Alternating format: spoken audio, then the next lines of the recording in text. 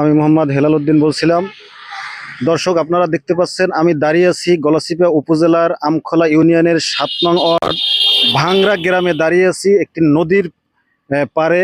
যে নদীটা পটুয়াখালী থেকে ঢাকা থেকে গলাচিপার সাথে যে হাইওয়ে কানেক্টিং একটা রোড, সেটা অচিরেই নদীর গর্ভে বিলীন হয়ে যাওয়ার পথে যে পাইলিংটা দেওয়া হচ্ছে ভেঙে যাচ্ছে। এখানে জনগণের দাবি অতি শীঘ্রই সংশ্লিষ্ট কর্তৃপক্ষ যেন এই ভেরিবাদ হাইওয়ে রোডটা যেন সংস্কার করেন।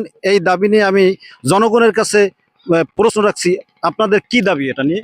আমাদের দাবি হয়েছে রাস্তাটা যাতে তাড়াতাড়ি হয় এবং এলাকার ৭ নম্বরের জনগণ সাথে সাথে বাড়িঘর কিন্তু বিলীন হয়ে যাবে। রাস্তাটা যদি না হয় তাহলে আমরা অসহায়ের মধ্যে পড়ে যাবো, আমার কোনো অস্তিত্বই থাকবে না। আপনারা এই যে রাস্তা ভাঙতেছে বা ভেঙে গেছে, এজন্য আপনারা কি ইউনো মহোদয় অথবা কারো কাছে অভিযোগ করেছেন কিনা? আমরা অভিযোগ করছি সবার কাছে, অনেক লোক এইভাবে মনে করেন করে নিয়েছে, আমরা অভিযোগ করছি।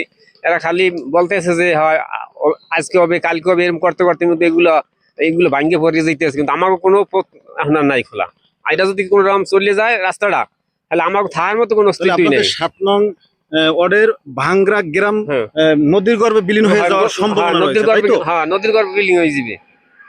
জায়গা তুমি সব মনে করেন এই ঠেলার চলে যে ডুয়া সেডু থাকবে না, কিছু আমার অস্তিত্বই থাকবে না কোনো। এখানে সকলের দাবি, সকল জনগণের দাবি যে এখানে অতি শীঘ্রই সংশ্লিষ্ট কর্তৃপক্ষকে অবহিত করানোর জন্য আমি এখানে দাঁড়িয়েছি, যাতে তাড়াতাড়ি এই রাস্তার এই ভেরিবাদের সংস্কার করা হয়। না হলে অতি শীঘ্রই এই ৭ নং ওয়ার্ডের ভাংরা গ্রামটা নদীর গর্ভে বিলীন হয়ে যেতে পারে। আমি এখানেই সমাপ্ত করছি। আসসালামু আলাইকুম ওয়া রাহমাতুল্লাহ।